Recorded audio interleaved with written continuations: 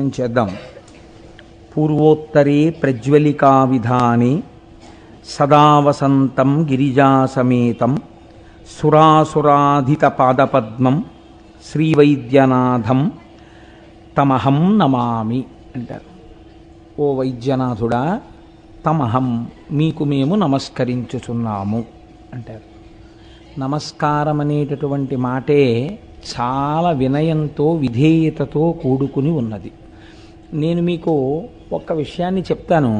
ఈ విషయాన్ని మీరు బాగా దృష్టిలో పెట్టుకుని ఈ కోణంలో ఇవాళ నేను చెప్పబోయేటటువంటి జ్యోతిర్లింగం గురించి తెలుసుకునేటటువంటి ప్రయత్నం చేయండి. చదువుకోవడం వెనకాల ఉండేటటువంటి ప్రధాన ప్రయోజనం ఏమి, దేని కొరకు చదువుకోవాలి, అసలు అది ఏదైనా కానివ్వండి, లౌకికమైన విద్య దగ్గర నుంచి వేదం వరకు ఎందుకు చదువుకోవాలి, చదువుకోవడం వల్ల మొట్టమొదట ఉండవలసిన ప్రయోజనం ఏమి అంటే వినయం కదండి. చదువుకోవడం వల్ల ముందు ఏది రావాలంటే వినయం రావాలి. అందుకే మన వాళ్ళు అక్షరాభ్యాసం చేస్తే, అక్షరాభ్యాసం అనేటటువంటిది చాలా గొప్ప ప్రక్రియ. మీరు చూడండి, సనాతన ధర్మమునందు అక్షరాభ్యాసం చెయ్యకుండా చదువుకోనివ్వరు. ఎందుకు అక్షరాభ్యాసం చెయ్యాలి అంటే, మానవుని యొక్క మేధస్సుకి ఒక పరిమితి ఉంది. తాను తెలుసుకున్నటువంటి విషయం కొంతకాలం తర్వాత మరుగున పడిపోతుంది. మేధ దాన్ని విడిచిపెట్టేస్తుంది. ఒక టేప్ రికార్డర్ క్యాసెట్లో మీరు ఒక విషయాన్ని రికార్డ్ చేసిన తర్వాత చాలా కాలం ఆ క్యాసెట్ని వాడలేదనుకోండి, మీరు మళ్ళీ దాన్ని క్యాసెట్ పెడితే అది సరిగ్గా పలకదు. లేదా ఆ క్యాసెట్ని మీరు తయారు చేయించి దాని మీద ఇంకొక విషయం రికార్డింగ్ అయిపోయింది అనుకోండి, అప్పుడు కూడా ఇది పోతుంది. అలాగే మీరు ఒక విషయాన్ని తెలుసుకుని అది విడిచిపెట్టి కొంతకాలం ఇతర విషయాల యొక్క ప్రభావం ఎక్కువైపోయింది అనుకోండి, ఎక్కువైపోతే ఏది కొంతకాలం మీరు తెలుసుకునే ప్రయత్నం చేశారో అది మరుగున పడిపోతుంది. అలా మరుగున పడిపోవడానికి ప్రధానమైన కారణాల్లో ఒకటి, మన యొక్క మేధస్సుకి ఒక పరిమితి ఉండుట. ఇప్పుడు ఈ పరిమితిని దాటడం కోసమని మీరు చూడండి, సనాతన ధర్మమునందు ఒక గొప్ప ప్రక్రియ కనపడుతుంది మీకు. ఏది చెప్పినా వచనంలో తక్కువ చెప్తారు, శ్లోకాల్లో పద్యాల్లో ఎక్కువ చెప్తారు. ఎందుకు అలా చెప్తారో తెలుసా అండి? ఛందోబద్ధం చేశారు కవిత్వాన్ని. అలా చేస్తే మీరు ఏ విషయాన్నైనా సరే స్ఫురణలో పెట్టుకోవడం చాలా తేలికవుతుంది. ఒక శ్లోకం రూపంలో, ఒక పద్యం రూపంలో ప్రతిపాదిస్తారు విషయాన్ని. దాన్ని తర్వాత మీరు బాగా పెంచి చూసుకుంటారు. విషయాన్ని ధారణలో పెట్టుకోవడం తేలికవుతుంది. అంతా వచనంలో ఉందనుకోండి, పేజీలు పేజీలు, అదంతా లోపలికి వెళ్ళడం చాలా కష్టం. ముఖ్యమైన పద్యాలు 4 పద్యాలు మీకు వచ్చాయనుకోండి, సమగ్రముగా విషయమంతా మీకు ధారణ యందుంటుంది. దీని కొరకే సనాతన ధర్మమునందు విషయాన్ని శ్లోక రూపంలో, పద్య రూపంలో ప్రతిపాదించడం అనేటటువంటి ప్రక్రియ వచ్చింది. ఈ అక్షరముల చేత నిబద్ధం చెయ్యకపోతే జ్ఞానము వైపుకి అసలు ఆభిముఖ్యం ఉండదు, తను తెలుసుకునేటటువంటి అవకాశం ఉండదు. గురువుగారు చెప్తే అర్థమవుతూ ఉంటుంది వేరే, మళ్ళీ వెళ్ళి ఎప్పుడైనా ఒక విషయాన్ని చూద్దామంటే ఇంకా మీకు కుదరదు. కాబట్టి ఇప్పుడు సరస్వతి ప్రవాహము ఏ రూపంలో ఉంది? మీరు ఒక చంద్రశేఖర పరమాచార్య స్వామి వారి యొక్క అనుగ్రహ భాషణాన్ని చదువుకుంటున్నారనుకోండి, మీరు బాగా గుర్తుపెట్టుకోండి, అప్పుడు మీరు చదువుతున్నారని అనుకోకూడదు. చంద్రశేఖర పరమాచార్య స్వామి వారు మీ దగ్గర కూర్చుని చెప్తున్నారనుకోవాలి. అప్పుడు మీరు ఎలా చదవాలి? పరమాచార్య స్వామి మీ దగ్గర కూర్చుని మీతో మాట్లాడుతున్నారు, పరమాచార్యుల వారు మీ పక్కనే కూర్చుని మాట్లాడుతుంటే మీరు కాళ్ళకి బూట్లు వేసుకొని కూర్చోకూడదు కదా. కాబట్టి మీరు విప్పేయాలి. లేదా ఏ కారణం చేతనో, ఏ రైల్లోనో వెడుతోనో మీరు పరమాచార్య స్వామి వారి పుస్తకం చదువుతున్నారు, మానసికంగానైనా మీరు శౌచంతో ఉండాలి. అనగా స్నానం చేసి ఓ పంచె కట్టుకుని ఉత్తరీయం వేసుకుని చక్కగా సంప్రదాయంగా మీరు తిలకధారణ చేసి పరమాచార్య స్వామి చెప్తుంటే నేను వింటున్నానన్న భావనతో మీరు ఆ గ్రంథాన్ని పరిశీలనం చేయాలి. అప్పుడు మీకు తొందరగా ఆయన చెప్తున్న విషయం లోపలికి వెడుతుంది. దీనికి కారణం ఏమిటి? వినయం. అవతల వారి యందు మీకు కలిగినటువంటి వినయము మిమ్ము ఉద్ధరిస్తుంది. అయితే మీరు ఒక్కటి చూడండి, మనకున్నటువంటి పెద్ద ఇబ్బంది ఎక్కడంటే ఈ వినయం ఉండదు. ఏదో కారణాన్ని వెతుక్కుని వినయంగా ఉండడం చాలా కష్టం. తనకి లేనిది ఏదో ఒకటి ఉంటుంది. ఆ లేని చూసుకుని నేను ఎంతటి వాణ్ణి అని వినయంగా ఉండే ప్రయత్నం చెయ్యడు. ఏదో ఒక చిన్న కారణాన్ని వెతుక్కుని నేను ఎంత గొప్పవాణ్ణి అనుకోవడానికి అవకాశం తీసుకుంటాడు. నా అంత గొప్పవాడు ఎక్కడున్నాడు అంటాడు. ఇది అహంకారానికి దారితీస్తుంది. ప్రయత్నపూర్వకంగా మీరు వినయం వైపుకి నడవకపోతే తనంత తాను పట్టుకునే అహంకారం మిమ్మల్ని నాశనం చేస్తుంది. దీనికి ప్రథమ సోపానం ఎక్కడ? గురువుగారి దగ్గర తల వంచి నమస్కారం చేయడంలో ఉంది. అందుకనే మన వాళ్ళు ఏం చేశారంటే అక్షరాభ్యాసము అంటే సరస్వతీ కటాక్షమే. ఏది నశించనిదో, ఏది సత్యమో, ఏది బ్రహ్మమో దాని ముందు నువ్వు అసలు ముందు తల వంచడం నీకు చేత కావాలి, నీకు ఆ వినయం చేత కావాలి. కాబట్టి నీకు అలా వినయాన్ని ఇవ్వగలిగినటువంటి ఆ గురువు యొక్క సమక్షంలో కూర్చొని ఆయన దిద్దితే అక్షరాలు దిద్దు అని అక్షరాభ్యాసాన్ని కూడా అంత గొప్ప క్రతువుగా మన వాళ్ళు స్వీకరించారు. మన వాళ్ళు ఏది చేసినా దాని చిట్ట చివరి ప్రయోజనము పరబ్రహ్మమును చేరుటయే.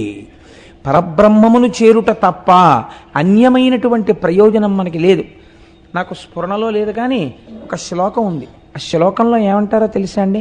నిన్ను సంగీతం ఎవరు నేర్చుకోమన్నారని అడిగారు. నేను తెల్లబోయాను ఆ శ్లోకం చదివి. నీకు సంగీతం నేర్చుకోవాల్సిన అవసరం ఏంటి?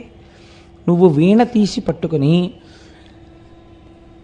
ఆ వీణ తీగలు మీటుతుండగా వస్తున్నటువంటి ధ్వనుల యందు నీ మనస్సుని లయం చేయగలిగితే వీణ తీగల ధ్వని చేత నీవు ఈశ్వరునే చేరుచున్నావు నాదోపాసన చేత.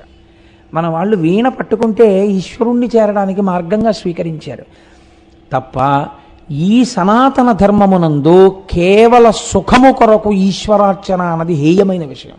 ఈశ్వరుడు అలా చెయ్యొద్దని చెప్పలేదు. ఆర్తి జిజ్ఞాసురర్థార్థి అన్నాడు ఆయన.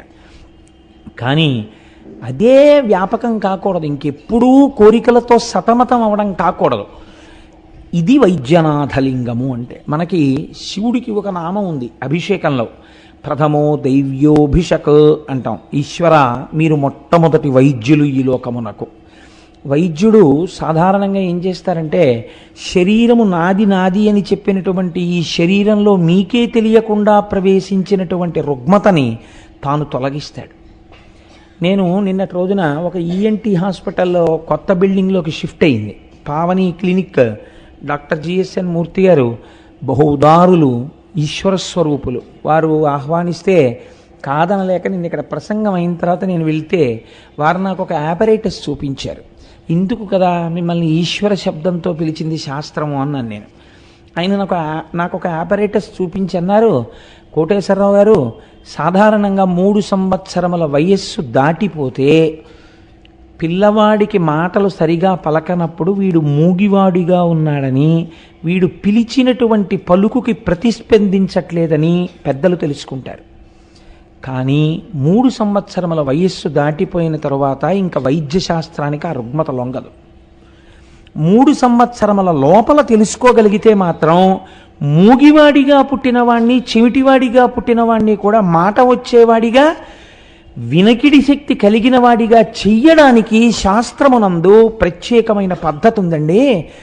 ఈ మధ్య ఒక పిల్లవాడు నా దగ్గరికి వస్తే నేను టెస్ట్ చేసి ఈ పిల్లవాడికి మాటలు రావు, ఈ పిల్లవాడికి చెవుడు అని తెలుసుకున్నాను. అప్పుడు వాడు చెప్పలేడు, మాట్లాడలేడు. మాట్లాడలేని వాడి యందు మాటలేనితనం ఉందని తెలుసుకోవాలి. ఇది ఈశ్వర ప్రజ్ఞ. తెలుసుకుని అథవా ఎంత తక్కువ ఖర్చు పెట్టించే ప్రయత్నం చేసినా 4 లక్షలు అయిందండి.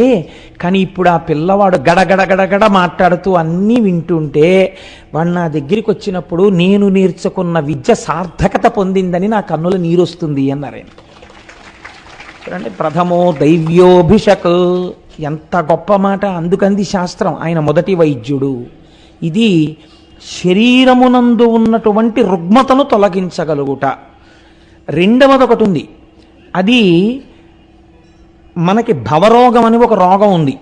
అంటే ఈ రోగం ఉందంటే అందరూ అంగీకరించడానికి ఇష్టపడకపోవచ్చు, మీరు ప్రాజ్ఞులు కనుక అంగీకరించవచ్చు. భవరోగం అంటే సంసారంలో పడి కొట్టుకుంటూ ఉండడం ఎప్పుడు. ఈ భవరోగానికి ప్రధాన కారణం అహంకారమే. ఈ భవరోగంలో పడి కొట్టుకునేటటువంటి వాణ్ణి పైకెత్తి తన పాదముల దగ్గరికి చేర్చుకుంటాడు. కాబట్టి కూడా ఆయన వైద్యనాథుడి. 2 కారణముల చేత వైద్యనాథలింగము అని దాన్ని పిలుస్తారు. వైద్యులకు నాథుడైన వాడు లేదా వైద్యనాథుడు, వైద్యుల యందు పెద్ద వైద్యుడు. ఈ కారణం చేత ఇప్పుడు మీరు ఈ జ్యోతిర్లింగం రావలసినటువంటి అవసరం ఏమిటో, ఏ నేపథ్యంలో ఇది వచ్చిందో మీరు తెలుసుకునేటటువంటి ప్రయత్నాన్ని చెయ్యండి. లంకానాయకుడైన రావణుడు కైలాసాచలాధీశ్వరున్ పంకేజాక్ష ముఖామరార్చిత పదాబ్జాతున్ శివున్ శంకరున్ బింకం బొప్ప భజింపనించి హిమభూభృద్వృక్ష షండోర్మియందు ఓంకారస్మరణంబు చేయుచు తపం ఉత్సాహి అయి సల్పుడున్. ఈ పద్యంలో అంటారు, ఒక్కొక్క పద్యంలో ఆవిష్కరించేస్తారండి విషయాన్నంతటిని. దాన్ని ఒడిసి పట్టడంలో జ్యోతిర్లింగం ఉంటుంది. జ్యోతి అంటే ప్రకాశం కదండి. అన్ని లింగాలు ఒక్క కారణానికి ఎందుకు వస్తాయి? ఆవిర్భావమునందు మీరు దాని వెనక రహస్యాన్ని పసిగట్టాలి. పసిగడితే ఆ జ్యోతి మీ యందు ప్రకాశిస్తున్నట్లు అవుతుంది. లేనప్పుడు కేవలం దాన్ని మీరు కథ కింద విన్నారనుకోండి, దానివల్ల దోషం ఉందని కానీ తక్కువ ఫలితం వస్తుందని కానీ నేను అనను, కానీ అది మీ ఉపాసనా కార్యక్రమాన్ని పెంచుతుందని మాత్రం నేను అనలేను. కాబట్టి చూడండి, ఒకానొక సమయంలో లంకానాయకుడైన రావణుడు, లంకాపట్టణాన్ని పరిపాలించేటటువంటి రావణాసురుడు. రావణుడు అంటే సరిపోదా? లంకానాయకుడైన రావణుడు అన్న మాట ఎందుకు అనాలి? లంకానాయకుడైన రావణుడు అంటే లంకాపట్టణం ఎప్పుడూ కూడా దక్షిణ దిక్కునే ఉంటుంది కదండి. ఊరికి దక్షిణ దిక్కున ఏది ఉంటుంది? శ్మశానం ఉంటుంది. ఎప్పుడైనా మీరు చూడండి, బతికున్న కాలంలో ఏమీ తోచట్లేదు, అలా సినిమాకు పోదాం, అలా షికారుకు పోదాం, అలా వాళ్ళ ఇంటికి పోయి వాడిని బాడీ చేసేద్దాం అని చెప్పి తిరిగేవాడే తప్ప, ఏం తోచట్లేదు కాసేపు అలా శ్మశానానికి పోయిద్దాం రండి అని ఎవడైనా అంటాడేంటి? ఎవ్వరు అండవు, ఎవ్వరూ అనరు అలాగా. కానీ చిట్ట చివరి ప్రయాణం, ఈ జీవనయాత్రకు ముగింపు మాత్రం ఎక్కడికి వెళ్ళడంతోనే పూర్తయిపోతుంది. కాబట్టి ఈ వచ్చిన శరీరములు, తిరుగాడుతున్న శరీరముల యొక్క ఆఖరి యాత్ర ఎక్కడికి వెడుతుంది? అక్కడికే వెడుతుంది. అంటే దక్షిణ దిక్కున ఏది ఉన్నది? శరీరములు కలిసిపోయేటటువంటి ప్రదేశం ఉన్నది. కాబట్టి శరీరమును చూసుకుని తాననుకున్నటువంటి వాడు ఎవడున్నాడో, ఏది నశించిపోతుందో, నశించిపోయేదానికి నాయకుడైన వాడు అనగా ఈ శరీరము నేను అనుకున్నవాడు. అంటే అన్యాపదేశంగా అజ్ఞానమునందున్నవాడు. అజ్ఞానమునందున్నవాడు అనడానికి ఆయన చదువుకోలేదా? అద్భుతంగా చదువుకున్నాడు, వేదం చదువుకున్నాడు, సంధ్యావందనం చేస్తాడు, త్రికాల సంధ్యావందనం, లింగార్చన చేస్తాడు. చదువుకోకపోవడం ఏంటండి? ఆయన చదువుకోలేదు అని మీరు సర్టిఫికెట్ ఇస్తే ఎలా చెల్లుతుంది? నేను చెప్తున్నాను, ఆయన త్రికాల సంధ్యావందనం చేశాడు, వేదం చదువుకున్నాడు, ఘన జట చెప్పాడు, లింగార్చన చేస్తాడు. మరి ఈ చదువు కాదా? ఒక స్థాయి ఎందు కాదు.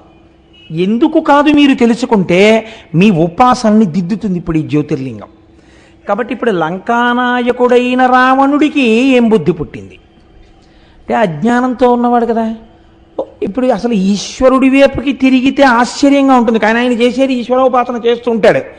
ఏం చేశాడు అంటే కైలాసాచలాధీశ్వరున్, కైలాసమునకు అధినేత అయినటువంటి శివుడు. కైలాసమన్న మాటని అమరకోశం వ్యాఖ్యానం చేసింది. ఎక్కడ పార్వతీ పరమేశ్వరుల యొక్క కేళీ విలాసముగా ఈ లోకముల యొక్క ఆవిర్భావమునకు నాందీవాచకము పడుతుందో, ఎక్కడ నటరాజ ప్రకృతి జరుగుతోందో, ఎక్కడ ఆయన సృష్టికర్తగా ఈ సృష్టి చేస్తున్నాడో, స్థితికర్తగా ఉన్నాడో, ప్రళయకర్తగా ఉన్నాడో, ఆ నటరాజతత్వం ఎదర మీరు విందురుగాని ఎలాగో. కాబట్టి అటువంటి పరబ్రహ్మమును తెలుసుకునే ప్రయత్నం చేస్తున్నాడు. ఇప్పుడు ఈ ఉన్న స్థాయిలో ఆ ఉన్న వస్తువుని కనుక్కోవడం కుదురుతుందా? మీరు చెప్పండి. 5వ క్లాస్ చదువుకున్న పిల్లవాడి దగ్గరికి మీరు పట్టుకెళ్ళి ఎంబీబీఎస్ ఎనాటమీ పుస్తకం పెట్టారనుకోండి, వాడు చదవగలడా? చదవలేడు. వాడు ఎలా చదువుతాడు? వాడికి కుదరదు. వాడు చదువుకున్న చదువు ఎనాటమీ చదవడానికి కుదరదు. వాడు ఎంసెట్ రాయాలి, మంచి ర్యాంక్ రావాలి, మెడిసిన్లో జాయిన్ అవ్వాలి, ప్రొఫెసర్ల దగ్గర కొంత నేర్చుకోవాలి, ఆ తర్వాత ఎనాటమీ పుస్తకాన్ని వాడు చదవగలుగుతాడు. శరీరము నేను అనే అహంకారంతో ఉన్నవాడికి కైలాసాచలాధీశుని యొక్క దర్శనం ఎలా దొరుకుతుంది? కాబట్టి దొరకదని మీరు నిర్ధారించవలసి ఉంటుంది ఇప్పుడు కదండి. కానీ ఆయన ఏం చేస్తున్నట్ట? ఆయన్ని పట్టుకోవడానికి బింకంబొప్ప భజించనించి చాలా బింకంతో కూడిన తపస్సు మొదలెట్టాడు. బింకం అంటే ఏమిటి ఇక్కడ? అంటే రజోగుణ ప్రకృతితో కూడినటువంటి తపస్సు, అంటే ఒక పట్టుదల అన్నమాట. ఈ పట్టుదల చాలా అనర్థహేతువుగా ఉంటుంది, పాడు చేసేదిగా ఉంటుంది, ఒక్కొక్కసారి అసహ్యం కూడా వేస్తుంటుంది. ఎందుకింత పట్టుదల అనిపిస్తుంది. మీరు మరోలా అనుకోకండి. నేను మీకు ఒక ఉదాహరణ చెప్తాను. నాకు ఫోన్ చేస్తూ ఉంటారు, రేపు మీ ఇంటికి వచ్చి మిమ్మల్ని కలవాలనుకుంటున్నాం, ఒక గంట మాట్లాడాలి. నాకంత సమయం లేదండి, నేను వేరొక ఫంక్షన్కి వెళ్ళాలి, అనుష్ఠానం చేసుకోవాలి, శివమహాపురాణం చెప్తున్నాను కదా, నేను చదివేది పొద్దున్న మహా అయితే ఒక్క అరగంట అంతే, అంతకన్నా టైం ఉండదు. ఆఫీస్కి వెళ్ళిపోతాను, మళ్ళీ సాయంకాలం సంధ్యావందనం చేసుకుని వేదిక మీదకి రావాలి. అందుకని నేను మాట్లాడలేనండి గంట సేపు అన్నాం అనుకోండి. రేపు అంటే శివమహాపురాణం 40 రోజులు ఉంటుందండి అన్నాం అనుకోండి. మీరు ఉపన్యాసం చెప్పొచ్చేసాక తెల్లవారకట 4 గంటలకు లేచిన వాడిని రాత్రి 11 గంటలకు అలసిపోనండి, పడుకోవాలి. అప్పుడు ఏం మాట్లాడగలను? మాట్లాడలేనండి, అప్పుడు కుదరదండి, అలసిపోయి ఉంటుంది, శరీరానికి అలసట ఉంటుంది కదా అన్నారు. మీరు అలా అంటే అలా కుదురుతుందండి? మేము ఎక్కడి నుంచో వచ్చాం, నాకు రేపు రిజర్వేషన్ అయిపోయింది, వెళ్ళిపోవాలి, అందుకని రేపు పొద్దున్న మేము వస్తున్నామండి, మీరు 1 గంట మాట్లాడవలసిందే అంటే అప్పుడు దాన్ని ఏమనుకోవాలి మీరు? అలా కుదరదండి, నేను ఉండను అని మీరు అన్నా సరే ఆయన ఫోన్ పెట్టేసి ఆయన పొద్దున్న వచ్చేస్తాడంతే. ఏంటంటే నేను చూశానండి, స్వానుభవమున చెప్పు చమటలార. కాబట్టి ఏం చేయాలి? మీరు మాట్లాడాలంతే. మీ వ్యవహారం ఎలా ఉన్నా ఆయన అతిథి రూపంలో ఇంటికి వచ్చాడు, ఏం చేయాలి అంటే అలా వస్తే మాట్లాడతారా అనుకోకండి, అలా రాకూడదు కదా. కాబట్టి ఇప్పుడు మీరు ఒత్తిడికి గురైపోతారు, మాట్లాడి తీరాలి. ఇది బింకంతో కూడుకున్న విషయం. ఇది అంటే నువ్వు ఎవరి కోసం మాట్లాడవు, నువ్వు మాట్లాడాలంతే అని పింకితనంతో వచ్చి మాట్లాడడం అవుతుంది. అప్పుడు దానివల్ల ఏమవుతుందంటే, నా నుండి మీ పట్ల సరి అయిన భావన లేదు కాబట్టి మీరు అడిగిన దానికి ఒక చక్కటి జవాబు వచ్చే అవకాశం తక్కువగా ఉంటుంది. 2, మీరు నా నుండి పొందగలిగినది కానీ మీరు నాకు చెప్పగలిగింది కానీ తక్కువగా ఉంటుంది కదా. ఆ వాతావరణంలో బింకంతో కూడుకున్న పనులు పాడు చేస్తాయి. మనిషి ఆ ప్రవృత్తిని పెంచుకోకూడదు. ఇది నేను ఒక ఉదాహరణకి చెప్పాను, ఎవరిని అవమానించడానికి కాదు. కాబట్టి ఇప్పుడు ఎటువంటి తపస్సుని మొదలుపెట్టాడు? బింకంతో కూడిన తపస్సు, సత్వగుణంతో కూడిన తపస్సు కాదది. సత్వగుణంతో కూడిన తపస్సు ఎలా ఉంటుందంటే, ఈశ్వరోపాసనమును ప్రారంభము చేసిన తరువాత ఆయన అసలు మర్చిపోతాడు లోకం గురించి. ఇంద్రియాలన్నీ వెనక్కి వెళ్ళిపోతాయి, మనస్సు వెనక్కి వెళ్ళిపోతుంది. వెళ్ళిపోయిన కారణం చేత ఎన్నాళ్ళు తపస్సు చేశాడో ఆయనకి తెలియదు. ఆయన ఒంటి మీద పుట్టలు పట్టేస్తాయి, ఆయన ఒంటి మీద పావులు తిరుగుతూ ఉంటాయి, చెట్లు మొలిచిపోతాయి. ఆయన తపస్సమాధిలో ఉంటాడు, అస్థిపంజరంలో ఉంటాడు. ఈశ్వరుడే వచ్చి కదిపితే అప్పుడు లేస్తాడు కదండి. ఇది సాత్వికమైన తపస్సు, మనసు ఆయన యందు లయమైపోయింది. ఇది బింకంతో కూడిన తపస్సు, ఇది వేరొకలా ఉంటుంది. ఇది అలా సాత్వికంగా ఉండదు. ఇది మీరు పట్టుకోవాలి. మీ ఉపాసనలో ఈ దోషం ఉంటే దిద్దుకోమని చెప్పడం. ఇప్పుడు ఏమైంది అంటే, అలా తపస్సు ఓంకారముతో ప్రణవాన్ని అనుసంధానం చేస్తున్నాడు. మనకి ప్రణవోపాసన గురించినటువంటి విషయాలు కొన్ని ఉన్నాయి. నేను మీకు ఒక పరమ సత్యాన్ని ఆవిష్కరిస్తున్నాను. ప్రణవము చిన్నపిల్లలు చేయరాదు. ఇవాళ రేపో పిల్లలతో కూడా ఓంకారం చేయిస్తున్నారు. ఓంకారమును చిన్నపిల్లలు చేయరాదు. ప్రణవం వైరాగ్యాన్నిచ్చి మోక్షపదం వైపుగా నడుపుతుంది. అందుకని దానికి తగినట్టుగా తెలుసుకోకుండా ప్రణవోపాసన ఎవరు పడితే వాళ్ళు చెయ్యడానికి అధికారము లేదు. ఇప్పుడు చేసే తపస్సులో బింకం ఉంది, రజోగుణం ఉంది. అనుసంధానం ప్రణవంతో జరుగుతోంది. ప్రణవంతో తపస్సు చేస్తున్నాడు, ఓంకారంతో. ఏమైంది? అది ఈశ్వరుణ్ణి కదపలేకపోయింది, రాలేదు పరమేశ్వరుడు. ఎందుకని? ఎక్కడుంది దోషం? ఈశ్వరుడు ఎందుందా, తపస్సు ఎందుందా? తపస్సు ఎందుంది. ఇప్పుడు ఆయన ఏం చేశాడు? రజోగుణంతో ప్రారంభమైన తపస్సు కదండి, అది సత్వగుణంతో ఉన్న తపస్సు కాదు. అది అలక, ఈశ్వరుడి మీద కూడా అలక. ఎవడి కోసం రావు నువ్వు? రాకపోతే ఏం చేస్తానో తెలుసా? చిరకాలము దానవునకు హరుడగు పడకున్న శిరసులు 6 అంటే 6 3 9 నరికి హవనంబొనర్చెను పరమేశ్వరుడప్పుడు కృపన్ కనకున్నన్. 9 తలలు తెంపడానికి 10వ తల ఆధారమైంది. 10వ తల ఉంటే కదండి 9 తెగుతున్నాయని చెప్పడానికి, 9 తెంపేస్తున్నాను అని చెప్పడానికి బుద్ధిస్థానమైన తలకాయ ఒకటి ఉండాలి. అందులో ఒకటి ఉంచుకున్నాడు, ఈశ్వరుడు కనపడలేదని అక్కసు వచ్చింది. ఇప్పుడు అదేమిటండి, ఈశ్వరుడి మీద అక్కసేమిటి కనపడకపోతే? అందుకని 9 తలకాయలు కోసేసుకున్నాడు. కోసేసుకుని ఏం చేశాడు, అగ్నిహోత్రమునందు విరేల్చాడు. అయితే ఆ కోటేశ్వరరావు మీరు అలా ఎందుకు మాట్లాడుతున్నారు, అది భక్తి యందు వ్యగ్రతగా మీరు ఎందుకు చెప్పలేకపోతున్నారు ఈ విషయాన్ని అని మీరు నన్ను అడగచ్చు. ఇక్కడ నేను మీకు ఒక విషయాన్ని ఆవిష్కరించకపోతే నేను ఈ జ్యోతిర్లింగం గురించి మీకు నేను సరిగ్గా చెప్పిన వాడను కాని వాడిని అవుతాను. ఈయన చదువుకోకపోతే ఈయనకి తపస్సు చేత ఈశ్వరుణ్ణి ప్రత్యక్షము చేసుకోవచ్చునన్న విషయం ఎలా తెలిసిందండి? అంటే చదువుకున్నాడు. భగవంతుడన్నవాడొకడున్నాడు, వాడి అనుగ్రహము చేత సాధింపరానిది లేదన్న విషయం ఆయనకి ఎరుకలో ఉంది. కాబట్టి ఇప్పుడు ఆయన దేని కొరకు తపస్సు మొదలుపెట్టాడు? ఆయన అడిగే వరకు మీకు తెలియదు, నాకు తెలియదు. తెలిసిన్నట్టు ఉండకండి, తెలియదనే అనుకోండి. మీకు నాకు తెలియదు ఇంకా ఏం అడుగుతాడో. కానీ ఆయన చదువుకున్నవాడు, వేదం తెలుసు. వేదం ఏం చెప్తోంది? బ్రహ్మచారి, గృహస్థు వీళ్ళిద్దరినీ అగ్నికార్యం చెయ్యమని చెప్పింది, సంధ్యావందనం చేయమని చెప్పింది. వీళ్ళిద్దరూ ఎందుకు సంధ్యావందనం చెయ్యాలి అంటే, బాహ్యమునందన్నారు ఏదో మందేహులు అన్న రాక్షసులు ఉంటారు, వాళ్ళు సూర్యోదయం కాకుండా అడ్డుపడుతుంటారు, నువ్వు అర్ఘ్యం ఇవ్వాలి, అర్ఘ్యం ఇస్తే ఈ అర్ఘ్యం ఇచ్చినటువంటి జలముల యొక్క పవిత్రత చేత వాళ్ళు పక్కకి తొలగుతారు, సూర్యోదయం జరుగుతుంది అన్నారు. ఆంతరమునందు దాని రహస్యం ఏమిటి? ఎప్పటికప్పుడు ప్రతి పావు గంటకి ప్రతి అరగంటకి నీలోకి రాక్షస ప్రవేశం జరిగిపోతుంటుంది. నువ్వు బయట ఉన్నటువంటి వాళ్ళ నడువడి చేత నువ్వు ప్రతిస్పందన పొందుతుంటావు, నీలోకి కామము క్రోధము వచ్చేస్తుంటాయి. వీటిని తుడుస్తూ ఉండాలి, చిత్తశుద్ధి ఏర్పడుతుండాలి భగవంతుడు ఉండడానికి.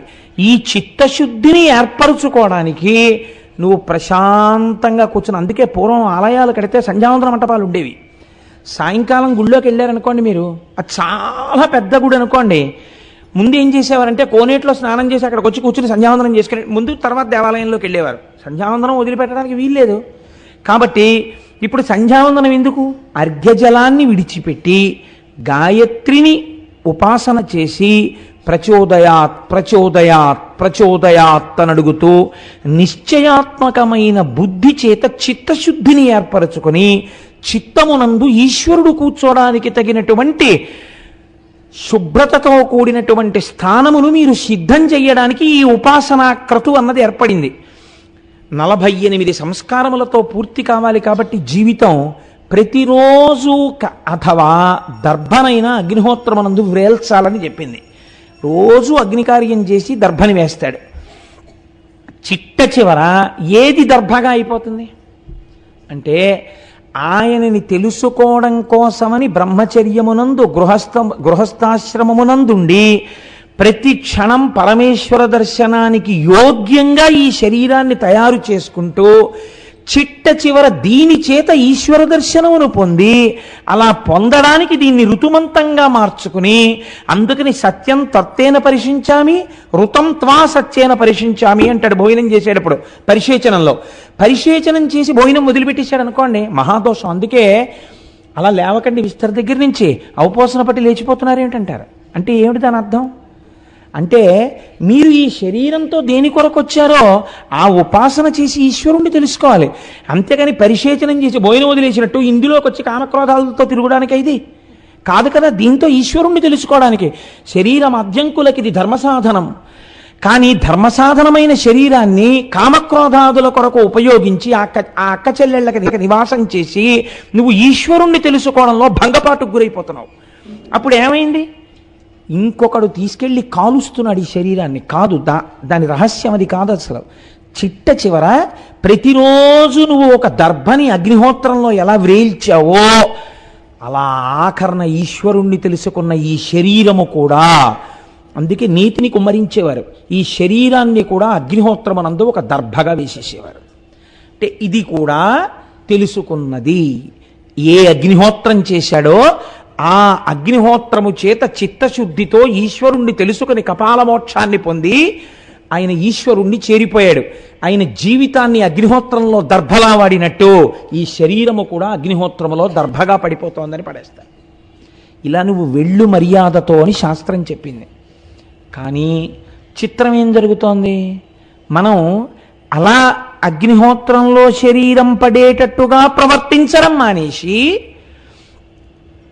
రజోగుణ ప్రకోపంతో తమోగుణ ప్రకోపంతో ఈశ్వరుడు నాకెందుకు లొంగడని తలలు కోస్తున్నాడు. ఇప్పుడు సాత్వికారాధనమా రజోగుణ భూయిష్టమైన ఆరాధనమా? ఇప్పుడు చెప్పండి నాకు. అది కాదు. కాదు కాబట్టి ఏది లేదు దాని యందు? వినయము లేదు. వినయమే ఉందనుకోండి, ఈశ్వరుడా నాకు లొంగవలసిన వాడు, నేనా ఈశ్వరుడికి లొంగవలసిన వాడిని? ఇదే మీరు పక్కన రాముడిని చూడండి. రాముడు ఎప్పుడూ తపస్సు చేసినట్టు రామాయణంలో లేదు. ఇలా ఆయన ఎక్కడా తపస్సులు చేయలేదు. కానీ ఆయన అంటాడు, అసంకల్పితమే వేద యదకస్మాత్ ప్రవర్తతే నివర్త్యారంభమారబ్ధం అను దైవస్య కర్మతత్ అన్నాడు. నిన్న రాత్రి రాజ్యం ఇస్తానని ఇవాళ ఇవ్వకపోతే ఇది ఈశ్వర అనుగ్రహం రా. ఇది కూడా ఈశ్వరుడు నువ్వు ఎదిరించలేవు. ఈశ్వరుడు చెప్పినట్టుగా అరణ్యవాసానికి వెళ్ళిపోవడమే. అంతేకాని నిన్న ఇస్తానన్న తండ్రి ఇవాళ ఎందుకు ఇవ్వనన్నాడు? ఈశ్వర దర్శనం ఆయనకి జరిగిపోతోంది వినయంతో. అరణ్యవాసానికి పొమ్మంటే భగవంతుడి తిట్టలా, భగవంతుడు చెప్పిన దాన్ని మనం పాటించడమే వెళ్ళిపోయాడు. సాత్వికారాధన ఉంది. అందుకే ఆయన నిరంతరము రక్షింపబడ్డాడు భగవంతుడి చేత. నీకు రాముడి జీవితం ఆదర్శంగానే రావణుడి జీవితం ఆదర్శం కాదు. అందుకే రావణుడు జ్యోతిర్లింగాన్ని తెచ్చాడు, రాముడు జ్యోతిర్లింగాన్ని తెచ్చాడు. స్థాయి దేనిది ఎక్కువ చెప్తారు మీరు? రామేశ్వరం లింగందే చెప్తారు మీరు కదండి. కాబట్టి ఇప్పుడు ఏమైంది? ఈయన తలలు కొయ్యడం మొదలుపెట్టాడు. అప్పటికి 9 తలలు కోసేశాడు. ఇప్పుడు కోస్తున్న కొద్దీ భక్తి ఎక్కువైందా, అక్కస ఎక్కువైందా? అక్కసే ఎక్కువైంది. ఎందుకు ఎక్కువైంది? వినయము లేదు. వినయము లేని చదువు దేశమును నాశనం చేస్తుంది. మనం చదువు కొంటున్నామేమో కానీ ఇవాళ చదువు కొనట్లేదు. అసలు విద్యార్థులకు వినయమును బోధించినటువంటి విద్యాలయములు ఈనాడు లేవు. ఏమైనా ఉంటే ఫీజు కట్టనందుకు పిల్లవాణ్ణి అంతమంది పిల్లలు చూస్తుండగా గేటు బయట నిలబెట్టినటువంటి పాపభూయిష్టమైనటువంటి స్కూళ్ళు ఉన్నాయేమో తప్ప అసలు నిజంగా పిల్లలకి ముందు వినయం నేర్పాలని వినయం